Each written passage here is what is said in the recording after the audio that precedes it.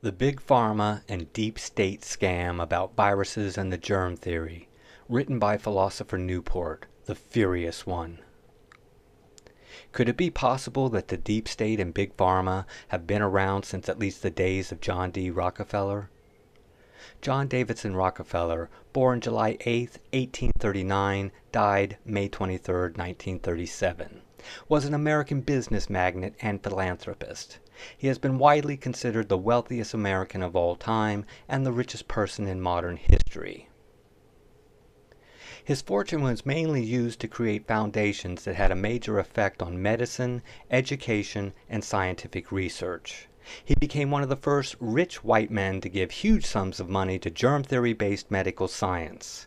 In 1901, he founded the Rockefeller Institute for Medical Research in New York City. To help change the minds of other doctors and scientists who did not subscribe to the germ theory, John D. Rockefeller gave many millions of dollars to colleges, hospitals, and scientific institutes, and founded a philanthropic front group called the General Education Board. He and Andrew Carnegie funded the work of Abraham Flexner, who wrote and published the Flexner Report. It is a book-length report of medical education in the United States and Canada. It was published in 1910 under the aegis of the Carnegie Foundation. Many aspects of the present-day American medical profession stem from the Flexner Report and its aftermath. The Flexner Report has been criticized for introducing policies that encourage systemic racism. The Flexner Report. Along with his adherence to the germ theory, Flexner argued that, if not properly trained and treated, the African Americans posed a health threat to middle and upper class white people. He wrote, and I am paraphrasing, "The practice of the Negro doctor will be limited to his own race, which in its turn will be cared for better by good Negro doctors rather than poor white doctors." Not only does the Negro himself suffer from hookworm and tuberculosis, he infects his low-class white neighbors with them, precisely as the ignorant and lower-class whites infect him. The protection of the entire human race requires that only Negro doctors diagnose and treat the Negroes. The Negro must be educated, not only for his own sake, but for the entire white race. He is, as far as the white human eye can see, never going to be eradicated from the USA. When Flexner researched his report, modern allopathic toxic medicine faced vigorous competition from several other kinds of non-toxic, nature-based medicines and medical ideas, including osteopathic medicine, chiropractic medicine, naturopathic medicine, and homeopathic medicine. Flexner clearly doubted the scientific validity of all forms of medicine other than allopathic toxic medicine, claiming any approach to medical treatments that did not advocate the use of toxic or potentially harmful treatments such as synthetic drugs, radiation, invasive surgery, cancer chemotherapies, and experimental vaccines as being equivalent to quackery and fraud. Medical schools that offer training in various disciplines, including chiropractic, naturopathic, and homeopathic medicines, were told either to drop these courses from their curriculum or lose their accreditation and funding from the likes of Rockefeller and Carnegie.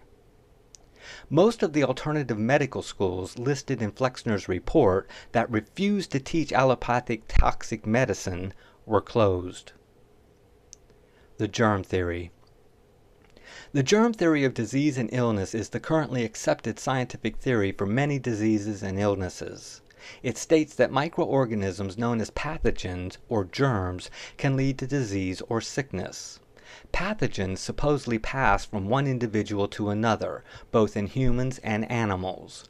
These small organisms, too small to see without magnification, allegedly invade humans, animals, and plants. Their supposed growth and reproduction within their host allegedly cause disease and sickness. The germ may refer to not just bacteria, but to any type of microorganism, such as fungus, or even disproven non-living pathogens such as viruses or prions. Diseases supposedly caused by pathogens are called infectious diseases. Koch's postulates. Robert Koch is known for developing 4 basic criteria known as Koch's postulates for demonstrating in a scientifically sound manner that a disease or illness is caused by a particular germ. Koch's postulates were developed in 1884 as general guidelines to identify germs that could potentially be isolated and purified from the bodily fluids of sick humans or animals or plants. Here are the postulates. Number 1. The germ must be found in abundance in all humans or animals suffering from a disease or illness, but should not be found in healthy humans or animals. Number 2. The germ must be isolated from a diseased or sick human or animal and grown in pure culture, a petri dish culture with nothing in it that could harm or change the culture or germ. Number 3. The cultured germ should cause disease or illness when introduced into a healthy human or animal. Number 4. The germ must then be isolated from the formerly healthy human or animal who has been made sick or diseased so it can be shown as being identical to the original germ given to them. To the best of my critical and intensive research, and despite the long-held declarations by mainstream big pharma-funded scientists and doctors, Koch's postulates have never been fulfilled. I say this knowing full well that most published, peer-reviewed scientific papers claiming to have discovered a virus or bacteria said to cause an illness or disease claim in their paper that Koch's postulates have been fulfilled. But if you look at the papers, which are available online at PubMed and the CDC, and you locate the section titled Methodology, you will read that bodily fluid obtained from a sick human or animal has been placed upon a culture of monkey kidney cells to see if the cells will be killed by the bodily fluid. However, the scientists also add bovine serum to the culture. Bovine serum is made from the fetus of a cow. They also add antibiotics, one of which is known to be toxic to kidneys. When the scientists observe the death of the kidney cells, they see the cells disintegrate into many smaller particles, and they call these particles viruses. They are then supposed to isolate and purify these particles and give them to a healthy human or animal to see what happens. It is anticipated the human or animal will become sick, but the papers do not describe the scientists giving these isolated and purified particles to humans or animals. The papers do not describe any isolation or purification of these particles. Furthermore, why did the kidney cells die? The scientists claim they died because there was a virus or disease-causing bacteria in the bodily fluid placed onto the kidney cells. And yet, how do they know something in the bovine serum didn't kill the cells? And how do they know the antibiotics didn't kill the kidney cells, especially since one of the antibiotics they use is known to be toxic to kidneys? Adding bovine serum and antibiotics to the kidney cells means explicitly the culture of kidney cells is no longer pure. This is a clear violation of Koch's postulates number 2. How can you prove something in the bodily fluid killed the kidney cells when you have other ingredients that could kill those cells? You are not supposed to use other ingredients in a pure culture so that, if the cells die, you can safely assume something in the bodily fluids killed those kidney cells.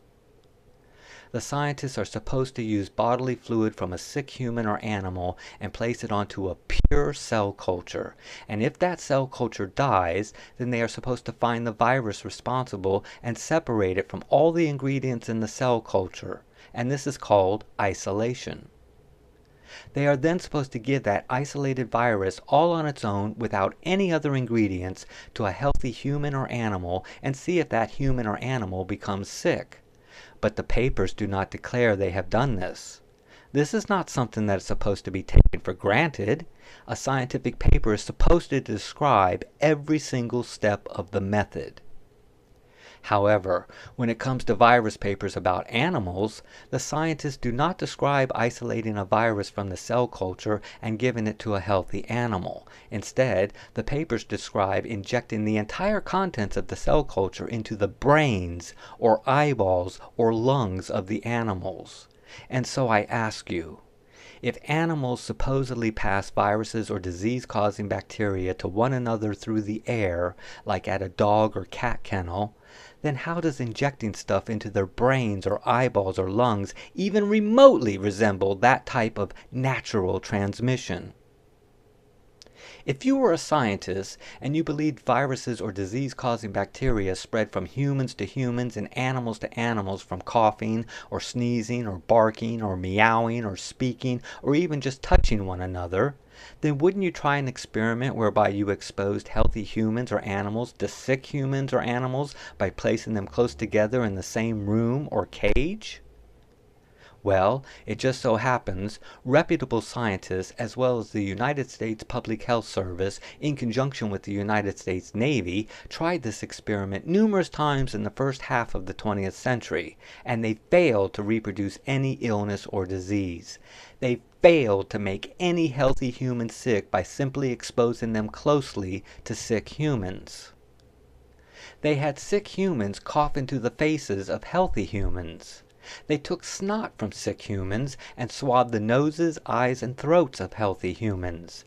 They even went so far as to inject bodily fluids from sick humans into healthy humans, and no healthy humans became sick from those procedures.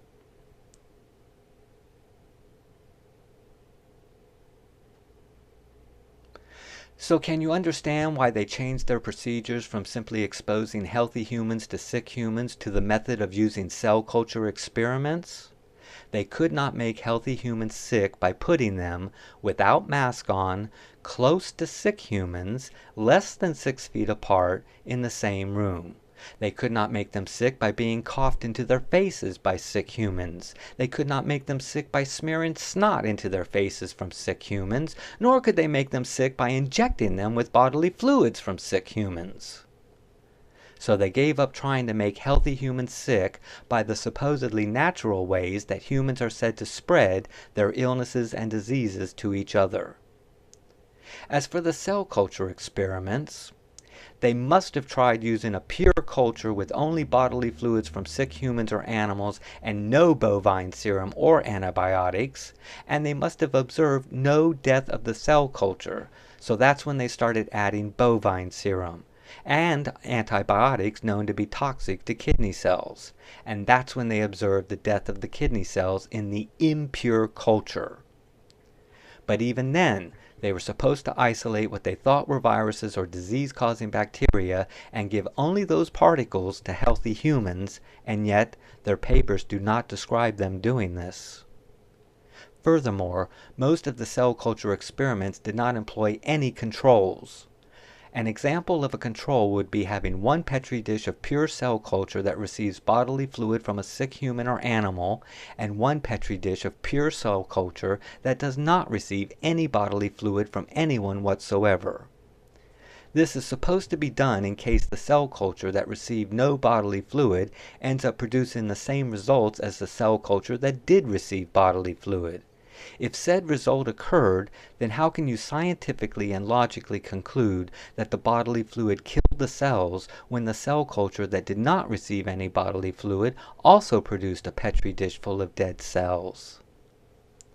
When it comes to experiments attempting to prove an animal virus, parvo, rabies, kennel cough, etc., the experiments only showed the scientists injecting healthy animals with the contents of the cell culture, monkey kidney cells, bovine serum, and antibiotics, rather than a lone viral or bacterial particle, and they inject that soup into the brains or eyeballs or into the lungs of the animals. How does that replicate natural transmission by close contact? These days, in the 21st century, the scientists claim they do not need to isolate the viruses or disease-causing bacteria and give them to healthy humans or animals, but only have to find genetic material, genetic sequences, in the bodily fluid of sick humans or animals. These genetic sequences are supposed to resemble genetic sequences on file from genetic sequences obtained from isolated viruses or disease-causing bacteria in the past, and yet, we can see clearly they have never isolated any viruses or disease-causing bacteria from any living creature ever. Since they have never isolated any viruses or disease-causing bacteria, then how does it make scientific sense that they have found genetic materials, genetic sequences that resemble viruses or disease-causing bacteria they have never proven to exist? Since the scientists have never truly found any viruses or disease-causing bacteria, then what the hell have they been putting into the vaccines? We were told that the vaccines either contain living or dead or partial viruses, and yet the experiments show us in black and white that no viruses or disease-causing bacteria have ever been found. Not one of the published experiments has ever fulfilled Koch's postulates. So what's in the vaccines? The scientists were never able to fulfill Koch's postulates. They were never able to make healthy humans or animals sick with any isolated viruses or disease-causing bacteria. And so is it any surprise that they decided to say that advancements in medical science have rendered Koch's postulates unnecessary and meaningless? Debates about the existence of viruses. I have only been able to find a few debates about viruses, and frankly, the debates went on too long. They went beyond a threshold, an unresolved sticking point they should not have crossed. They ignored the fundamental crux of the issue concerning the validity and logical soundness of Koch's postulates. They didn't even argue about the subject. They just glossed over it. If I had been the referee, I would have established that the parties had reached a stalemate and shut down the debate based on the fact that they did not agree about the validity and irrefutable logical soundness of Koch's postulates. The virus denier subscribes to the postulates, and the virus advocate claims they are irrelevant. The postulates are the gold standard of proving the existence of a germ that causes illness or disease. The gist of the postulates require you to remove a causative agent of illness or disease from the bodily fluid of a sick human or animal, and to give that agent to a healthy human or animal, which is supposed to make that healthy human or animal sick. If they don't get sick, then you have not given them a causative agent of sickness. In a civilized and intelligent society, you are required to pass a driving test in order to obtain a driver's license. The test requires that you stop at a red light and wait for it to turn green before proceeding. If whilst taking your test you run through a red light and run over a mother and her child who are legally crossing the street, you automatically fail the test. So, those who say Koch's postulates do not apply to viruses are basically saying that you should not be judged as failing the test if you run through a red light and run someone over. They are explicitly saying that if you fail to make someone sick with an isolated virus or disease-causing bacteria, then you have not failed to fulfill the postulates. They are saying that it is not necessary to make anyone sick in order to prove they have found a germ that makes humans or animals sick. Furthermore, they are saying that because they have demonstrably failed to fulfill the postulates, that the postulates therefore are irrelevant and should not exist. They are saying that just because they ran through a red light and ran over someone, then the driver's test should not be required in order to prove they can operate a motor vehicle in a safe manner. They are saying that because the rock they are holding has failed the acid test used to prove whether or not it is gold, then the acid test should not be used as a means of proving whether or not a rock is gold. The ethics of making a volunteer sick. I will keep this short. When pharmaceutical companies want to test a new drug for humans, they conduct clinical trials using human volunteers. Those volunteers are required to sign a waiver that they acknowledge the drug may cause side effects that are life-threatening, such as severe bleeding or irreversible damage to the liver or kidneys. By signing the waiver, they are acknowledging they are participating in the trial with informed consent. They are acknowledging that they are volunteering to participate in a potentially dangerous and life-threatening activity. So, if it is considered legally ethical to participate in potentially life-threatening clinical drug trials, then how is it unethical to participate in experiments regarding illness and disease? So-called sexually transmitted diseases. We have been told for over 100 years that when we are sick or diseased, we spread our germs from our breath, or our touch, or through sexual activity. We have never been told that we spread our germs by hypodermically injecting each other with our bodily fluids, nor with the contents of an impure cell culture. Scientists have tried to find viruses or disease-causing bacteria in sexual fluids, and yet they have never isolated any virus or disease-causing bacteria from sexual fluids and given only that virus or disease-causing bacteria all on its own to a healthy human who then became sick with a sexually transmitted disease. As with all other forms of illness and disease, so-called sexual-related diseases have never been scientifically proven to be caused by any virus or disease-causing bacteria. Reputable doctors and scientists have numerous ideas and theories as to the causes of so-called sexual-related diseases, and none of them involve microscopic organisms such as germs or viruses or disease-causing bacteria. Bacteria have unfairly been given a bad reputation by Big Pharma and the chemical companies that make antibiotics and antibacterial cleansers. They have been given this unjustified bad reputation merely to scare humans into buying and consuming antibiotics and antibacterial cleansers. In short, bacteria are scavengers. They do not attack living cells or tissue. They only eat dead cells or tissue and break them down into their original molecules for either elimination or recycling. Bacteria do not float in the air nor sit upon surfaces waiting to attack living cells or tissue, nor do they wait to attack dead cells or tissue. It is this author's best guess that bacteria actually come from within the dead or dying cells and tissue. That's just how miraculously engineered biological bodies are. They contain their own cleanup and recycling crews. The bacteria are released or generated from the dying or dead cells and tissues themselves. Can bacteria be problematic? Bacteria are living organisms, and all living organisms eat and poop. It's just a fact of biological life. And apparently the poop from bacteria can cause inflammation in humans and animals. So, when you hear the term bacterial meningitis, bacteria have caused the inflammation, but they did not cause the death of the cells or tissue that spawned the bacteria. The cause of the disease was not the bacteria. In all likelihood, a toxin or injury or nutritional deficiency caused the disease, which then spawned the bacteria, the cleanup crew, to eliminate or recycle the dead cells or tissue. Antibiotics. Since bacteria are the biological body's way of eliminating or recycling dead cells and tissue, then it makes no sense whatsoever to attack the bacteria with antibiotics. Antibiotics mean anti equals against, and bio equals life. So antibiotics mean against life, killer of living things. And in the case of health, antibiotics mean killer of the cleanup crew.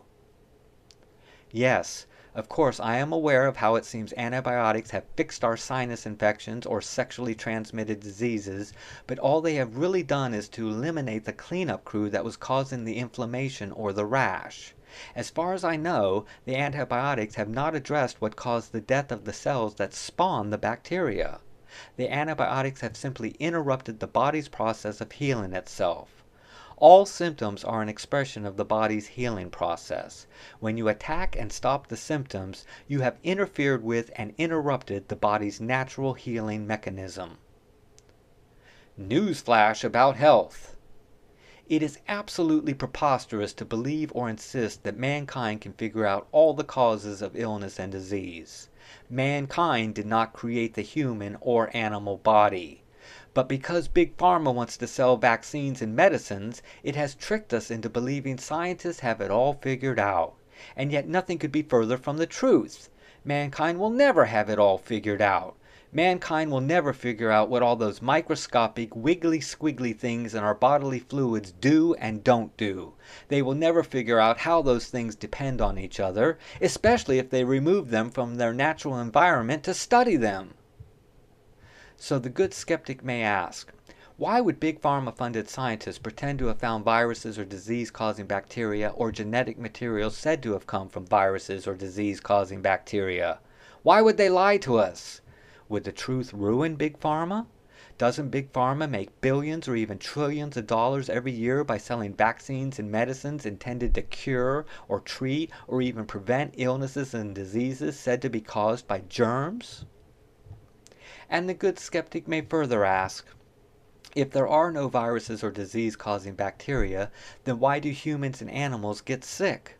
What makes them ill or diseased? And that's a very smart question, but it is also very loaded. The answer is not as simple as the scientifically disproven germ theory. The upshot is, no virus or pathogenic bacteria has ever actually been scientifically proven to exist. Big Pharma has been running this scam of fear-based propaganda funded by John D. Rockefeller since the very early 1900s. They have psyched us out by using the illusion of illnesses and diseases appearing to be contagious. There are other theories for the causes of symptoms and illness and diseases besides the germ theory, and why is it still called a theory? Why not germ law or germ fact? Many symptoms and diseases are caused by agricultural and industrial toxins and pollution in our environments. Toxic medicines and vaccines, insecticides, pesticides, and toxic household cleaners. Many illnesses and diseases are caused by nutritional deficiencies and psychological trauma and stress, poor diets, and bad lifestyles. Not enough exercise, not enough sleep, too much alcohol or smoking, and recreational drugs like heroin and meth, uppers and downers. If you do not investigate this, dear skeptic, if you do not comprehend the fact that there are no viruses or disease-causing bacteria, then the vaccine scam will continue to harm and kill our children and our animals and our loved ones. The Spanish flu of 1918 was not a flu at all. Those 50+ million deaths worldwide were caused by primitive and brutal vaccines against TB and typhoid. That flu of 1918 was one of the first COVID-type scams perpetuated by the deep state and Big Pharma. Could it be possible that mankind has been lied to by Big Pharma since the release of the Flexner Report in 1910? Sources used to write this essay. I outright copied and or modified some passages from these Wikipedia pages. The John D. Rockefeller page, the Koch's postulates page, the Flexner Report page, and the Germ Theory of Disease page. I absorbed numerous hours of videos starring Dr. Andrew Kaufman, Dr. Tom Cowan, Amanda Vollmer, Dr. Stefan Lenka, John Rappaport, Liam Sheff. I read books and published papers by Dr. Stefan Lenka, Don Lester and David Parker, Herbert M. Shelton, Eleanor McBean. I read numerous published virus papers at PubMed and CDC and the following scientific paper in its entirety. Experiments upon volunteers to determine the cause and mode of spread of influenza. Boston, November and December 1918. M.J. Rosenau. Treasury Department, United States Public Health Service, February 1921, pages 5 through 41. The Big Pharma and Deep State scam about viruses and the germ theory, written by philosopher Newport, the Furious One. List of those not reporting these facts. I made this presentation especially for the following individuals and video channels who present themselves as members of the Truther movement but still seem unaware of or are otherwise not reporting the facts in this presentation. LT, and we know. X22 Report. The Mel K Show. Styx Hexenhammer. The Corbett Report. SGT Report. Stroppy. Pastor David Scarlett. Prophet Robin D. Bullock, OAN One American News, Just Informed Talk, Tracy Beans, John Solomon Just the News, The David Knight Show, Paul Joseph Watson, Veritas Visuals, Dave Cullen, Computing Forever, Mark Dice, Nicholas Vienneman, Scott Adams Says, Dr. Suzanne Humphreys, and David Nino Rodriguez. Thank you for listening. Please share this video far and wide. I have had my IP address blocked by Twitter, Facebook, Instagram, and Telegram. So if you could share this video at those sites, it would be greatly appreciated. Thank you.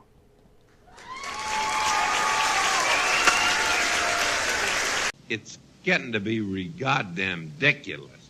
We'll leave the light on for you.